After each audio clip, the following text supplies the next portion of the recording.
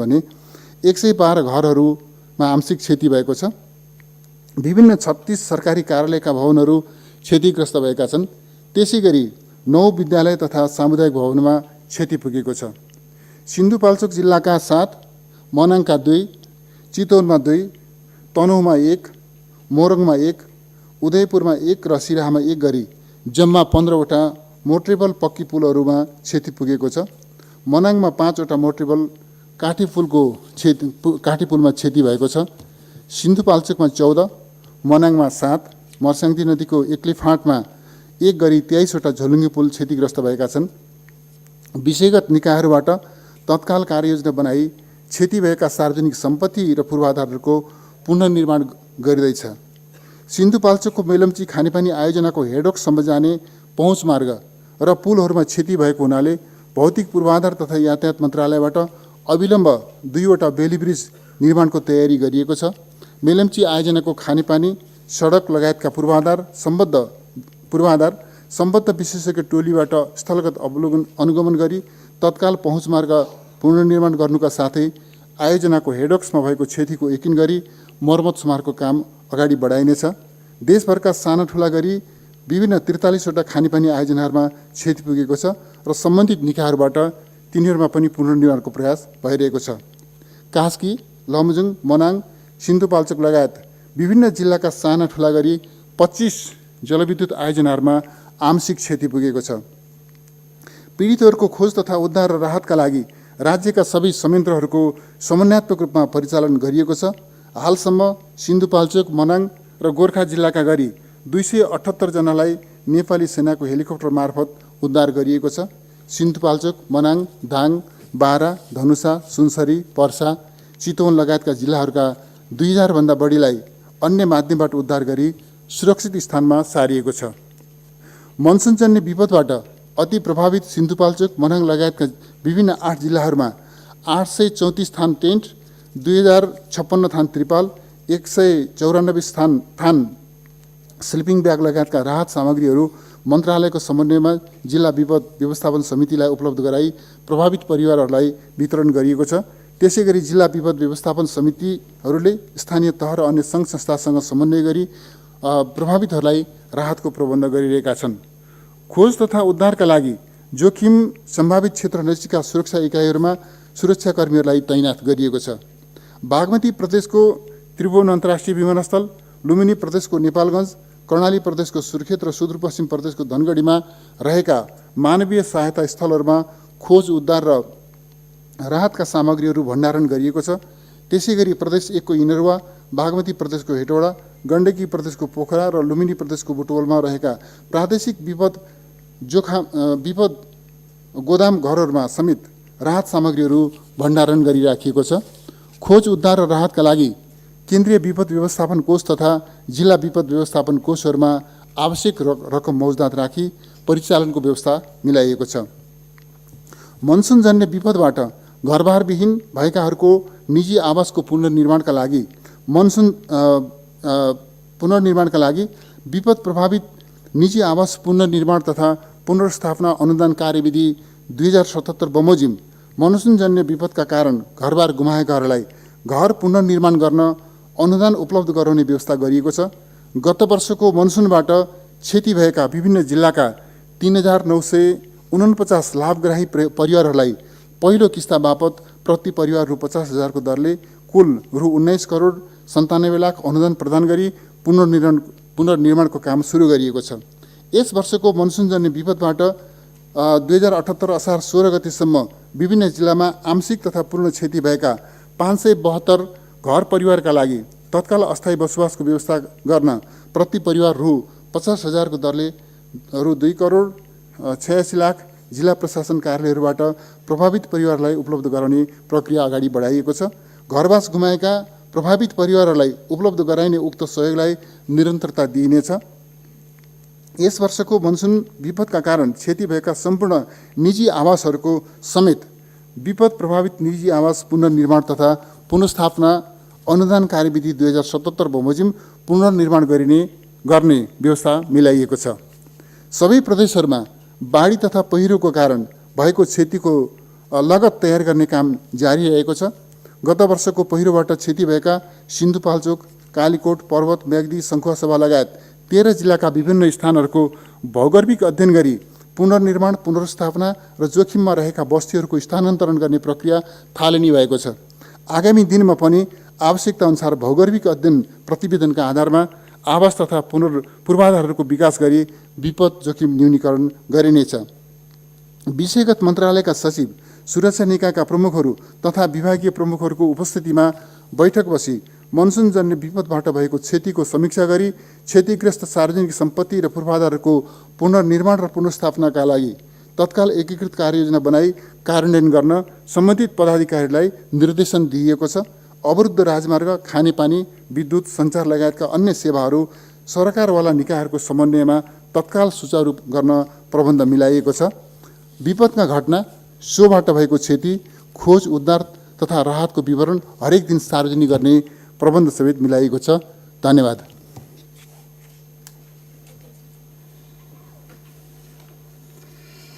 माननीय सदस्यहरू, राष्ट्रिय सभा नियमावली 2075 को नियम 192 बमोजिम माननीय उपप्रधान तथा गृह, अर्थ, उद्योग, वाणिज्य तथा आपूर्ति र ऊर्जा, जलस्रोत तथा सिंचाई मन्त्री विष्णु प्रसाद पौडेलले दिनुभएको वक्तव्यका सम्बन्धमा केन्द्रित रही प्रश्न सोध्न चाहने माननीय सदस्यहरूलाई समय उपलब्ध गराउँछु। समय 1 मिनेट हुनेछ। माननीय प्रकाश पन्थ।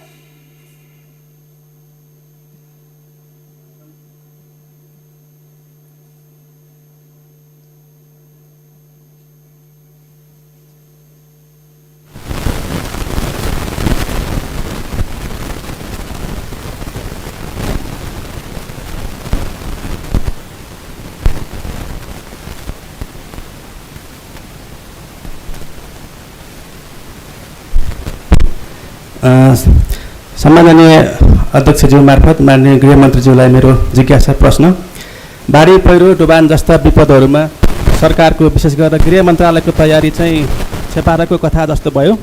छेपारो रात परेपछि भोलि जसरी घर बनाउँछु भन्छ अरे, अनि फेरि उज्यालो भएपछि बिर्सिन्छ र फेरि रात भएर चिसो परेपछि फेरि भोलि घर बनाउँछु भन्छ अरे। के सरकारको तयारी यस्तै हो? जनताको जीवधनको सुरक्षा गर्नु पर्दैन? राहत र उद्धारमा किन राजनीति भयो, किन ढिलाइ भयो? विगतका वर्षहरूका क्षतिपूर्ति अझै पनि पाएको छैन। माननीय मन्त्रीज्यू, कुरा होइन, काम चाहियो। धन्यवाद। माननीय अनिता देवकोटा। सम्माननीय अध्यक्षज्यू मार्फत गृहमन्त्रीलाई प्रश्न गर्न चाहन्छु। विपद व्यवस्थापनको लागि हामी किन प्रोएक्टिभ हुन सक्दैनौँ? सधैँ रिएक्टिभ। कतिखेर बाढी जाला अनि त्यस राहत र उद्धारका काम गर्ने हो भनेर हामी त्यतातर्फ लाग्छौँ र तिनी तहको समन्वय पनि देखेन। प्रदेश, स्थानीय तह र सङ्घीयको समन्वयको अभाव देखियो। यो किन? र राहत वितरण गर्ने बेला त्यहाँ के आवश्यक छ भन्ने कुराहरूलाई पनि खास ध्यान नदिएको अवस्था छ। त्यसैले अब विपद व्यवस्थापनलाई रोक्नको लागि सरकारको तयारी के छ भनेर म प्रश्न गर्न चाहन्छु। माननीय रामनारायण बिडारी।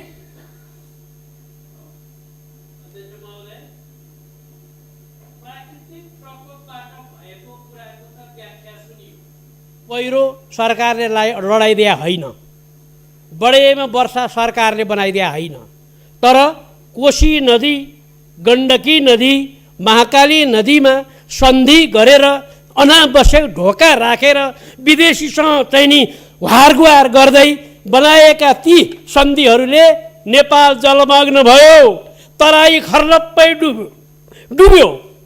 त्यो डुबान सम्बन्धमा अहिलेको सरकारले यो अवधिमा भारत सरकारसँग के कुरा गरेर यो रोक्ने काम गर्यो कि गरेन? फेरि डराएर थुरथुर भएर बस्यो, के गर्दैछ? यसको जवाफ चाहियो। धन्यवाद। माननीय मृगेन्द्र कुमार सिंह।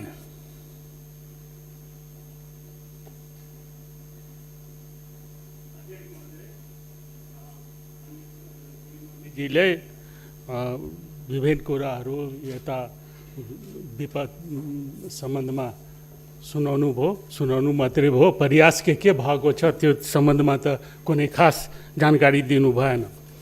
सबभन्दा पहिले बाढी पहिरोमा जान गुमाएका प्रति हार्दिक श्रद्धाञ्जली अर्पण गर्दै र सप्तरीमा को पनि हनुमान नगर नगरपालिका र तिलाठी कोइलारी गाउँपालिकाका विभिन्न गाउँहरूमा पनि प्रत्येक साल चाहिँ बाढी पस्ने, अरबौँको क्षति गर्ने, बाली नाली क्षति गर्ने, घर बस्ती क्षति गर्ने, उब्जनी जग्गा कटान गर्ने चाहिँ हुँदै गइरहेको छ। यसपालि पनि अहिले त बाँकी नै छ, वर्षाको सिजन पुरै बाँकी छ। सुरुवातमा नै चाहिँ त्यहाँ पनि चाहिँ यस्तो गएको छ। त्यसैले चाहिँ त्यो ध्यान जाओस्। माननीय उदय शर्मा। माननीय अध्यक्षज्यू, यो लमजुङ बेसी सहरदेखि मनाङको सदरमुकामसम्म जाने बाटो अवरोध भएको गृहमन्त्रीज्यूले त अवगत गराइसक्नु भएको छ। आज 20 दिन भइसक्यो, काम सुचारू चाहिँ भइरहेको छ। त्यहाँको जनताले आज बिहान मात्रै फोन सम्पर्क भएर हाम्रो बाटो कहिले खुल्छ भनेर यसरी सोध्नु भएको छ।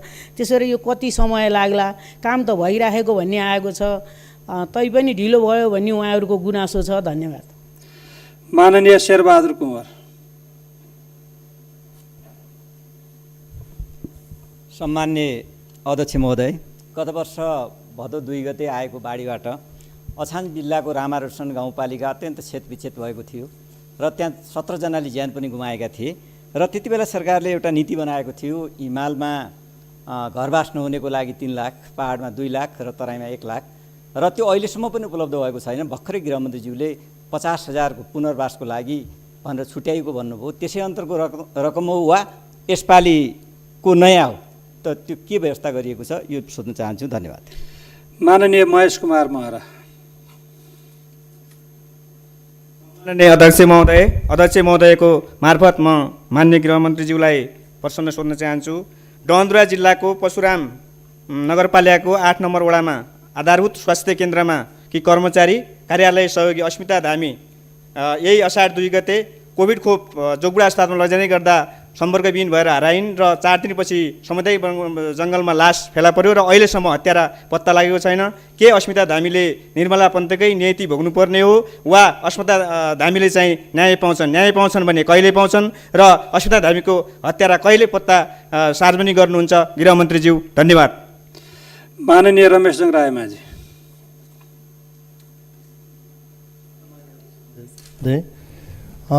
अहिले जुन बाढी आयो तराईतिर पनि पहाडतिर पनि, यो पछाडि के हुन्छ भने तराईमा चाहिँ बाढी आउँदाखेरि ठुलो नोक्सानी हुँदैन। बाढी जब कम हुन्छ अनि कटान बढ्छ। तराईमा कटान बढेर चाहिँ त्यहाँको भूभागहरू धेरै काट्ने र त्यहाँको बस्तीहरू खेती जमिन ऊर्जा जमिनहरू सबै कटान हुने हुन्छ। त्यसमा चाहिँ सरकारले त्यहाँ चाहिँ के सोचेको छ एउटा कुरो। र अर्को कुरो, मैले यो मेलम्ची भन्दा पनि हेलम्बुमा चाहिँ ठुलो अहिले मान्छेहरू अप्ठ्यारो छ भन्ने कुरा सुनेको छु र मैले आफै 5 लाख बराबरको चाहिँ टेन्ट प्रति गोटा 13,000 रुपियाँ गोटाले 38 स्थान टेन्ट 5 लाखको टेन्ट किनेर मसँग छ र त्यो टेन्ट मैले लान नसकेर अस्ति शनिबार जान खोजेको, पानी परेर हेलम्बु पुर्याउन नसकेर मसँग त्यसै छ। यो लानको लागि सरकारले कुनै व्यवस्था मिलाइदिन सक्छ कि भनेर अनुरोध गर्न चाहन्छु। धन्यवाद। माननीय जीवन बुढा। माननीय अध्यक्ष महोदय, माननीय गृहमन्त्रीज्यूलाई मेरो प्रश्न छ। गएको वर्ष कालीकोट जिल्लामा बाढी र पहिरोबाट हाम्रो 300 जना भन्दा बढीको घर क्षति भयो र अहिले पनि 206 परिवार प्लास्टिक ओढेर रुख मुनि बसिरहेका छन्। उनीको बस्ती पुनर्स्थापना कार्ययोजना कहिले पुरा हुन्छ र सङ्घीय सरकारको राहत कहिले प्राप्त गर्छन्?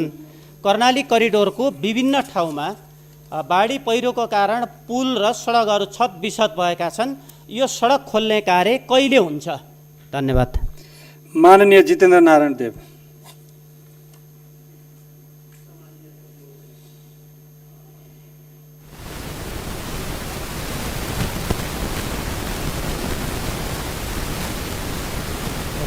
सुन्दाखेरि सप्तरी जिल्लामा खास गरेर मान्य अहिले एकजना मान्यज्यूले भनिसक्नु भएको छ, राजीवराजदेखि हनुमाननगर को बिचबाट त्यो दक्षिणपट्टिको जति पनि 7-8वटा पुरानो गाविसहरू छ सम्पूर्ण डुबानमा छ। मुख्य रूपमा के भन्दाखेरि त्यहाँ बर्खाको पानी र खाडो नदीको पानीको कारणले त्यो वर्षेनी हुने गर्छ। खाडो नदी नियन्त्रण आयोजनाको प्रमुखले अहिले भर्खरै जनप्रतिनिधिहरूलाई भेटेर स्थानीय प्रशासनलाई भेटेर हामीसँग बजेट छैन, त्यसकारण खाँडो नदी नियन्त्रणको बारेमा हामी के गर्न सक्दैनौँ भन्ने कुरा सार्वजनिक गरेको छ। यतातिर म माननीय मन्त्रीज्यूको ध्यान आकर्षण गर्न चाहन्छु, त्यो के भएको, बजेट किन्न गएको र त्यो क्षेत्रको डुबानको समाधानको निमित्त तत्काल एउटा पाइला चाल्नको लागि म जोडदार माग गर्छु। धन्यवाद। माननीय सदस्यहरू, अब म माननीय उपप्रधान तथा गृह, अर्थ, उद्योग, वाणिज्य तथा आपूर्ति र ऊर्जा, जलस्रोत तथा सिँचाइ मन्त्री विष्णुप्रसाद पौडेललाई माननीय सदस्यले उठाउनुभएका जिज्ञासाका सम्बन्धमा प्रश्न पार्नका लागि समय उपलब्ध गराउँछु।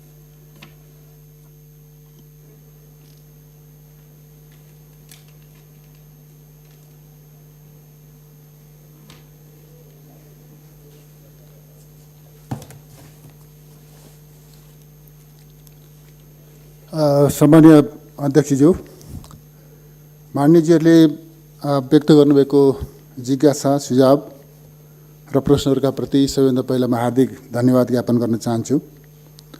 र यसले माननीयजीहरूको प्रस्तुतिले सरकारलाई प्रस्तुत विषयमा थप स्पष्ट पार्ने मौका प्राप्त भएको पनि मैले अनुभूति गरेको छु।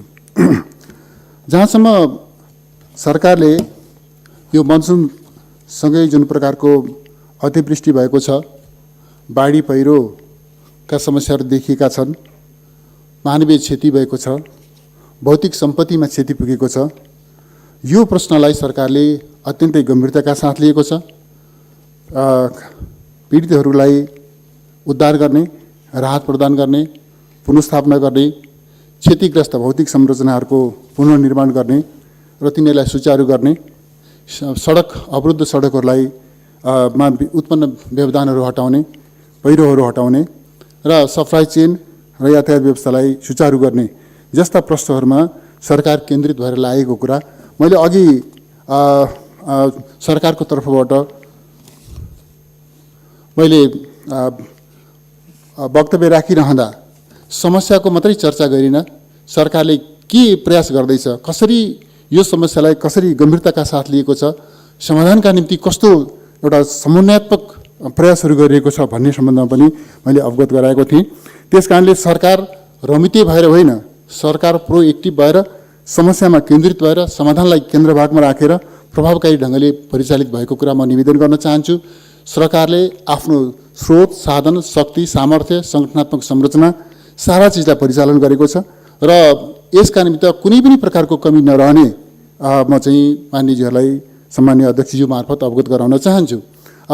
हामी खास गरिकन सङ्घीय सरकारका तर्फबाट गर्नुपर्ने प्रयासहरू सरकारको तर्फबाट गरिरहेका छौँ र प्रादेशिक सरकार र स्थानीय तहसँगको समन्वयलाई पनि हामी प्रभावकारी रूपले अगाडि बढाएका छौँ। यो चाहिँ यस अवसरमा म बताउन चाहन्छु।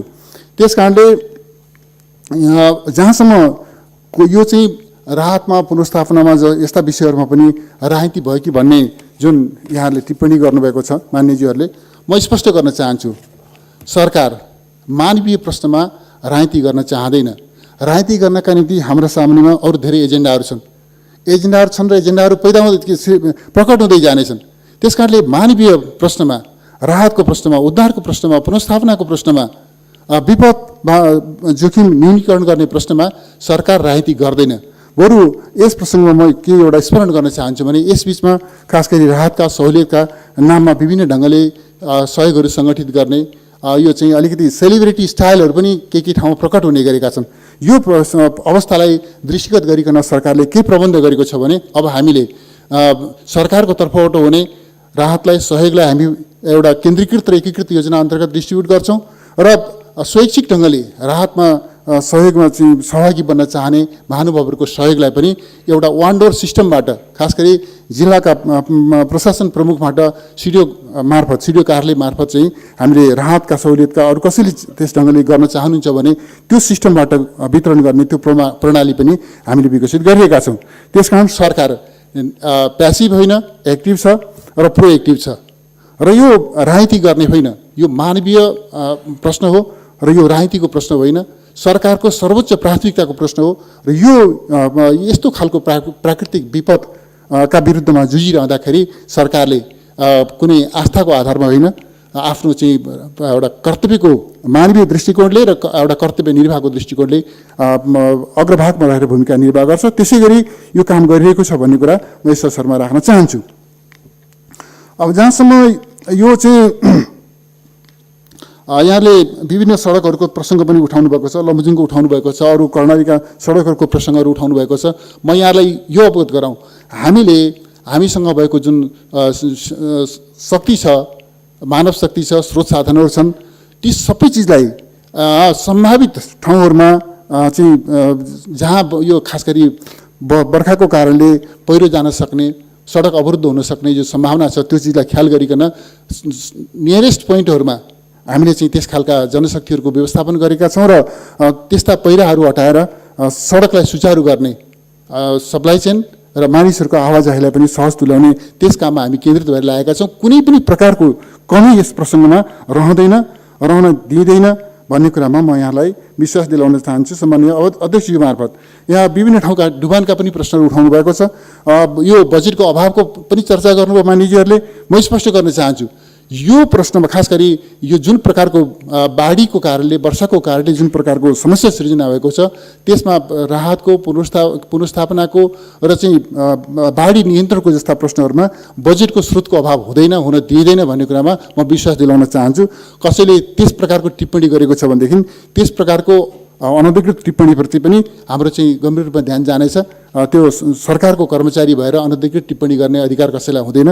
किन त्यस्तो खालको टिप्पणी गरेका छन् म बुझ्नेछु र म भन्न चाहन्छु, कुनै पनि ठाउँका समस्याहरूको व्यवस्थापनका निम्ति, समाधानका निम्ति, चाहे त्यो नदी नियन्त्रणको प्रश्नमा होस्, चाहे पुनर्स्थापनाको प्रश्नमा होस्, चाहे रेस्क्युको प्रश्नमा होस् वा राहतको प्रश्नमा होस्, कुनै पनि हिसाबले हामी समस्या रहन दिँदैनौँ भन्ने कुरा म स्पष्ट गर्न चाहन्छु।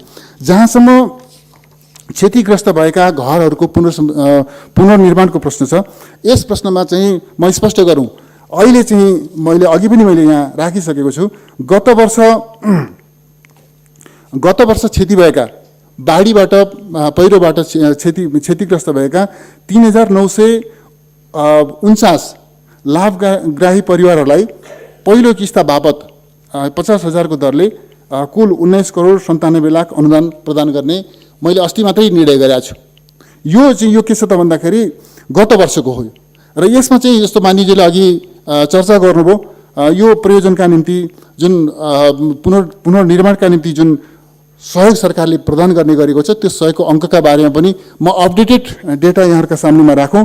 सरकारले खास गरिकन विपद, खास गरी मनसुनजन्य विपदबाट प्रभावित निजी आवास पुनर्निर्माण तथा पुनर्स्थापनाका लागि अनुदान दिने कार्यविधि 2077 बनाएको छ, जस अन्तर्गत हिमाली जिल्लामा 5 लाख, पहाडी जिल्लामा 4 लाख र तराईका जिल्लाहरूमा 3 लाखको प्रबन्ध गरिएको छ।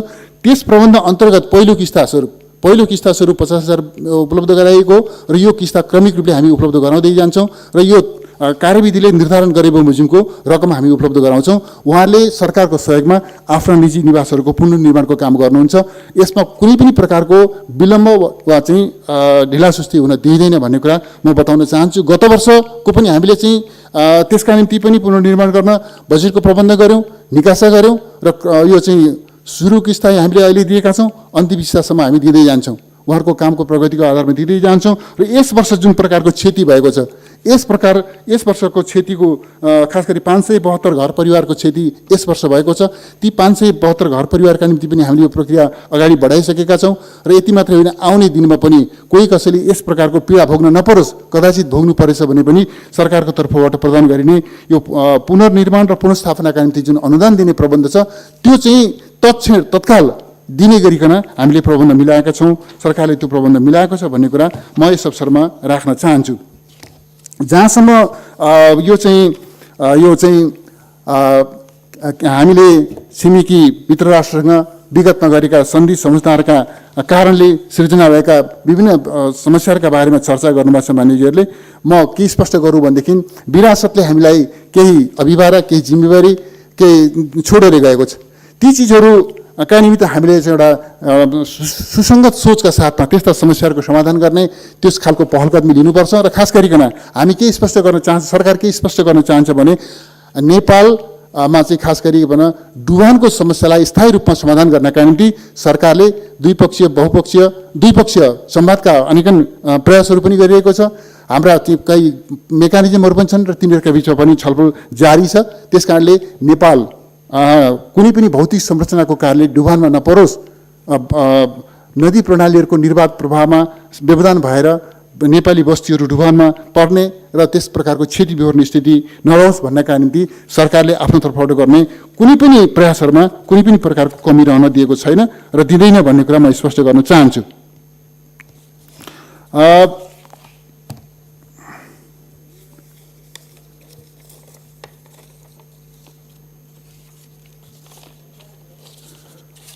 मेरो विचारमा मानिसहरूले राख्नुभएका जिज्ञासाहरू खास गरिकन यो विपद, यसको क्षति, खोज उद्धार राहत र पुनर्स्थापनासँग सम्बन्धित यहाँहरूको जिज्ञासा मैले राखी जिज्ञासा पुरा गर्ने कोसिस गरेँ सम्माननीय अध्यक्षज्यू।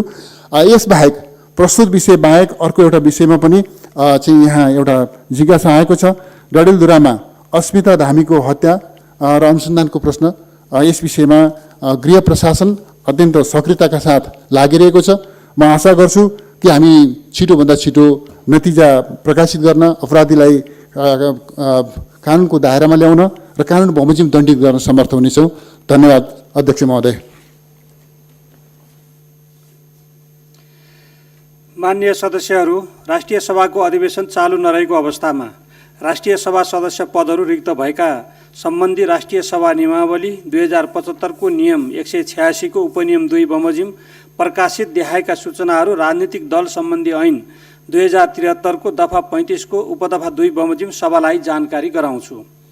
1. सूचना पत्र 4 2078 साल वैशाख 5 गते नेपाल कम्युनिस्ट पार्टी माओवादी केन्द्रको तर्फबाट 2074 सालको राष्ट्रिय सभा सदस्य निर्वाचनमा बागमती प्रदेशबाट निर्वाचित माननीय सदस्य रामबहादुर थापा मगरले राजनीतिक दल सम्बन्धी ऐन 2073 को दफा 31 र दफा 32 को उपदफा 1 को खण्ड ख बमोजिम दल त्याग गरेको बेहोरा जनाई उक्त पार्टीको संसदीय दलले निर्णय गरी दफा 34 को उपदफा 2 बमोजिम प्रक्रिया अगाडि बढाइदिन भनी सोही दलका राष्ट्रिय सभाका नेता माननीय दीनानाथ शर्माद्वारा लिखित पत्रका साथ संघीय संसद सचिवालयमा मिति 2077 12-27 गते सूचना प्राप्त भएकोले नेपालको संविधानको धारा 89 को खण्ड ङ बमोजिम राष्ट्रिय सभा सदस्य माननीय रामबहादुर थापा मगरको पद रिक्त हुन आएकोले राजनीतिक दल सम्बन्धी ऐन 2073 को दफा 35 को उपदफा 2 तथा राष्ट्रिय सभा नियमावली 2075 को नियम 186 को उपनियम 2 बमोजिम यो सूचना प्रकाशित गरिएको छ। 2. सूचना पत्र 4 2078 साल वैशाख 15 गते नेपाल कम्युनिस्ट पार्टी माओवादी केन्द्रको तर्फबाट 2074 सालको राष्ट्रिय सभा सदस्य निर्वाचनमा लुम्बिनी प्रदेशबाट निर्वाचित माननीय सदस्य चन्द्रबहादुर खड्काले राजनीतिक दल सम्बन्धी ऐन 2073 को दफा 31 र दफा 32 को उपदफा 1 को खण्ड ख बमोजिम दल त्याग गरेको बेहोरा जनाई उक्त पार्टीको संसदीय दलले निर्णय गरी दफा 34 को उपदफा 2 बमोजिम प्रक्रिया अगाडि बढाइदिन भनी सोही दलका राष्ट्रिय सभाका नेता माननीय दीनानाथ शर्माद्वारा लिखित पत्रका साथ संघीय संसद सचिवालयमा मिति 2078 1-10 गते सूचना प्राप्त भएकोले नेपालको संविधानको धारा 89 को खण्ड ङ बमोजिम राष्ट्रिय सभा सदस्य माननीय चन्द्रबहादुर खड्काको पद रिक्त हुन आएकोले राजनीतिक दल सम्बन्धी ऐन 2073 को दफा 35 को उपदफा 2 तथा राष्ट्रिय सभा नियमावली 2075 को नियम 186 को उपनियम 2 बमोजिम यो सूचना प्रकाशित गरिएको छ। माननीय सदस्यहरू, अब माननीय प्रधानमन्त्री केपी शर्मा ओलीको तर्फबाट माननीय कानुन न्याय तथा संसदीय मामिला मन्त्री लीलानाथ श्रेष्ठलाई राष्ट्रिय समावेशी आयोगको दोस्रो वार्षिक प्रतिवेदन 2076-77 सभा समक्ष पेश गर्न समय उपलब्ध गराउँछु।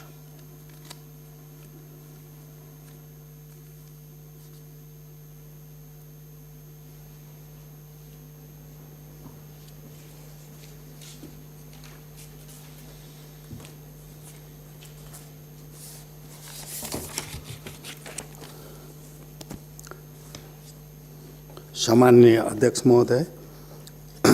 महोदयको अनुमतिले सम्माननीय प्रधानमन्त्री केपी शर्मा ओलीको तर्फबाट राष्ट्रिय समावेशी आयोगको दोस्रो वार्षिक प्रतिवेदन 76-77 सभा समक्ष पेश गर्दछु। धन्यवाद।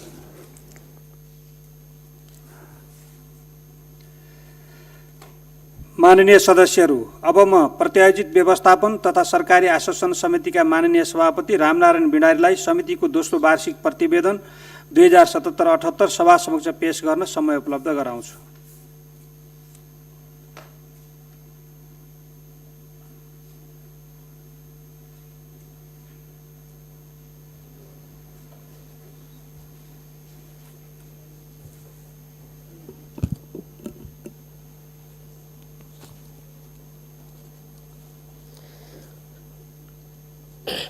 सम्माननीय अध्यक्ष महोदय,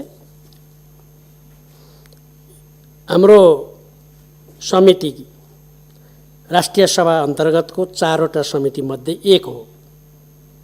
प्रत्यायोजित व्यवस्थापन तथा सरकारी आश्वासन समिति। यो समितिका 3टा काम छन्। नम्बर 1, संसदले मात्र कानुन बनाउने संसदीय व्यवस्थाको अभ्यास हो। अरू कसैले कानुन बनाउन सक्दैन, संसदले मात्रै बनाउने। तर कहिलेकाहीँ संसदले भ्याएन भने, संसदले कयौँ कुरा प्रष्ट पार्न सकेन भने, संसदले कयौँ कुरा फेरि पछि बुझ्नुपर्ने भयो भने यसका निम्ति संसदले प्रत्यायोजन गर्छ सरकारलाई, निकायहरूलाई, कानुन बनाउनेका निकायलाई, संवैधानिक अङ्गहरूलाई र सर्वोच्च अदालतलाई। यसरी प्रत्यायोजित गरेको अधिकारलाई ती अङ्ग सहितको सरकारले दुरुपयोग गर्दै अल्टरनेटिभ एक्ट, वैकल्पिक कानुन बनाइदिन्छ, ऐन बनाइदिन्छ, छुट्टै ऐनभन्दा ठुलो हुने गरी बनाइदिन्छ, संविधानलाई पनि अप्ठ्यारो पर्ने गरी बनाइदिन्छ भनेर त्यस कुराको गम्भीरतापूर्वक गहिरोसँग छलफल गरेर सरकारलाई र ती अङ्गहरूलाई खबरदारी गर्ने ऐन बमोजिम मात्रै प्रत्यायोजित विधान बनाउनु, सहायक कानुन बनाउनु, त्योभन्दा नागेर नबनाउनु, ठिकसँग संविधान र ऐनहरूको मातहतमा रहेर मात्र बनाउनु भनेर राय दिने, सुझाव दिने, आवश्यक पर्दा निर्देशन दिने काम गर्दछ। यही अन्तर्गत अर्को पनि यसको काम छ, त्यो हो सरकारी आश्वासन समिति। सरकारी आश्वासन भनेको सरकारले संसदमा बोलेर वा लेखेर यो काम गर्छु भनेर कबुल गरेको वा आश्वासन दिएका कुरा गर्यो कि गरेन, कसरी गर्यो, कति गर्यो, कहाँ गर्यो, बोलेको जति कुरा पुर्यायो कि पुर्याएन, त्यो काम पति थालनी गर्यो कि गरेन, यो प्रकारको मसिनोसँग हेरेर सरकारलाई यस्तो भनेको थियो फलानु मितिमा, अहिले त्यो काम किन नगर्या, के हेरेर बस्या भनेर सचेत गराउने काम सरकारी आश्वासनको काम हो। तेस्रो काम, हाम्रो देशमा हामी बाँचेको बेलामा हाम्रा पुर्खाले र हामी अहिले गरिरहेका राष्ट्रिय महत्त्वका दस्तावेजहरू कहाँ राखेका छ, कसरी राखेका छ, कसले राखेका छ, संरक्षित छ कि छैन, सङ्कलित गरेर राखेका छ कि छैन, ती कागजहरूलाई खोजेको बेलामा ठ्याक्क फेला पर्ने गरी सुरक्षित तरिकाले राखेका छ कि छैन, अभिलेख बनाइएको छ कि छैन, अभिलेखालयमा पेश गरेको छ कि छैन, कानुन बमोजिमको 25 वर्ष लागेका डकुमेन्टहरू, लिखतहरू पेश गरेका छ कि छैन, सन्धि महासन्धिहरू, देशका ठुला त्यो पुराना अहिले सबै प्रकारका नक्साहरू, चुच्चे नक्सा कहिलेदेखि खतम पार्या, चुच्चे नक्सा कहिलेसम्म थियो, महाकाली नदीलाई सिमाना बनाएर नेपालको नक्सा त्यो चुच्चो चाहिँ च्वाट्ट काट्ने को हो, कहिले, किन, कसले काट्या, के मतलबले काट्या, यो सबै कुराको रेकर्ड कहाँ छ, पहिला कहिले थियो, बिता कहिले काट्यो, अहिले कहिले बनायो, के कारणले बनायो, कसका कारणले बनायो, बनाउनु पर्ने कारण के थियो समेतका चिज चट्ट देखिने गरी भावी नेपाली छोरा छोरीहरूले, भावी पुस्ताहरूले ठ्याक्क बुझ्न सक्ने गरी सन्धिहरू कहाँ छन्, महासन्धिहरू कहाँ छन्, सुगौली सन्धि कहाँ छ, गोर्खा भर्ती सम्बन्धी सन्धि कहाँ छ, के छ, यो सम्पूर्ण कुराको ठिक तरिकाले राख्यो कि राखेन, संसदले बनाएको कानुनको अभिलेख कहाँ छ, संसदीय अभिलेखालय छ कि छैन, संसदीय पुस्तकालय छ कि छैन, ती सम्पूर्ण कुराहरू कहाँ छन् भनेर हेर्ने काम, सचेत गराउने काम पनि यो समितिको हो। त्यसकारणले यो समितिले गरेको काम मसिनो छ, गहिरो छ, राष्ट्रिय महत्त्वको छ, लोकतन्त्रको निम्ति अपरिहार्य छ। त्यसैले अध्यक्ष महोदय, यो प्रतिवेदन हामीले 119 पेजको प्रतिवेदन बनायौँ। बडो गम्भीरताका पूर्वक अध्ययन गरेर, अनुगमन गरेर राष्ट्रिय महत्त्वका सम्पूर्ण स्थलहरूमा भ्याए जति ठाउँमा जाने गऱ्यौँ। तर कोभिड-19 भन्ने रोगले संसारलाई नै दबदबा पार्या हुनाले हामी पनि यसबाट अछुतो रहन सकेनौँ। हामीले जति गर्नुपर्ने थियो त्यो गर्न सकेनौँ।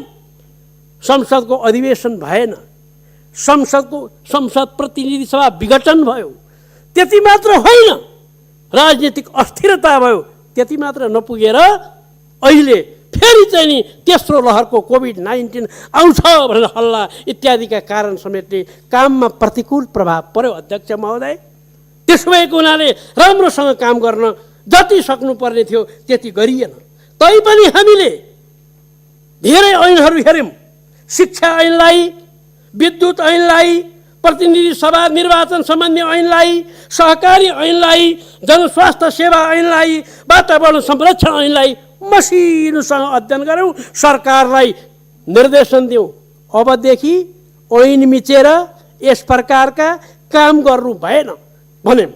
यसै गरेर हामीले रानी जमरा कुलेरिया सिँचाइ आयोजना, हुलाकी राजमार्गका केही अंशहरू, सिक्टा सिँचाइ आयोजना, भेरी बबई डाइभर्सन बहुउद्देश्य आयोजनालाई थलगत रूपमा नै अध्ययन र अवलोकन गरेर राय दिएका छौँ। यसै गरी हामीले भक्तपुरको दरबार सङ्ग्रहालय, मदन पुरस्कार सङ्ग्रहालय, योगी नरहरिनाथ स्मृति पुस्तकालय, राष्ट्रिय सङ्ग्रहालय, नारायणी दरबार सङ्ग्रहालय, नेपाली सेना जङ्गी अड्डाको पुस्तकालय र पृथ्वीनारायण शाह अध्ययन केन्द्र, हनुमान ढोका सङ्ग्रहालय, पाटन सङ्ग्रहालय, लुम्बिनी स्थित भगवान गौतम बुद्धको जीवनसँग सम्बन्धित विभिन्न ऐतिहासिक पुरातात्विक स्थलहरूको अध्ययन भ्रमण गरेर त्यसको पनि ठोस प्रकारले प्रतिवेदन दिएका छौँ। अब यो प्रतिवेदन दिने, यत्रो सभा गर्ने अध्यक्ष महोदय, यत्रो समय खर्च गर्ने, यत्रा मान्यहरू लाग्ने, यत्रा काम हुने, अनि यो प्रतिवेदन चाहिँ ट्वाक्रेक्क थन्काइदिने भयो भने के होला? त्यस कारणले यस्तो प्रतिवेदनलाई सरकारले गहिरोसँग अध्ययन गरोस्, मनन गरोस्, यसलाई कार्यान्वयन गरोस्। हामी फेरि अनुगमन गर्छौँ र कार्यान्वयन गरेन भने फेरि हामी सरकारले गरेन भनेर यही सदनमा आउँछौँ। यही भएको हुनाले यसरी हामीले जुन प्रकारले राष्ट्रिय गौरवका आयोजनाहरूदेखि लिएर राष्ट्रिय महत्त्वका पुरातात्विक विषयहरूलाई गम्भीरतापूर्वक अध्ययन गरिएर यस प्रकारको प्रतिवेदन दिएका छौँ। यस्तो जटिल परिस्थिति, अघि मैले व्याख्या गरेको जटिल परिस्थितिमा पनि 56वटा बैठक बसियो। अघि मैले घुमेका ठाउँ, भनेका ठाउँहरूमा अनुगमन र निरीक्षण गरियो, अनि त्यहाँ सचेत गराउने काम समेत गरियो।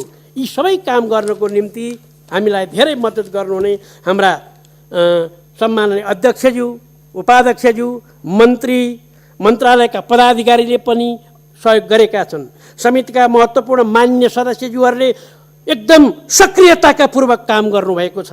सङ्घीय संसदको महासचिव, सचिव लगायतका सबै कर्मचारीहरू, सरोकारवालाहरू, सहयोगीहरू, सञ्चारकर्मीहरू, यी सबैले महत्त्वपूर्ण सहयोग गरेको हुनाले उहाँहरू सबैलाई धन्यवाद दिँदै राष्ट्रिय सभा नियमावली 2075 को नियम 153 र नियम 159 बमोजिम दोस्रो वार्षिक प्रतिवेदन सभा समक्ष प्रस्तुत गर्दछु। धन्यवाद।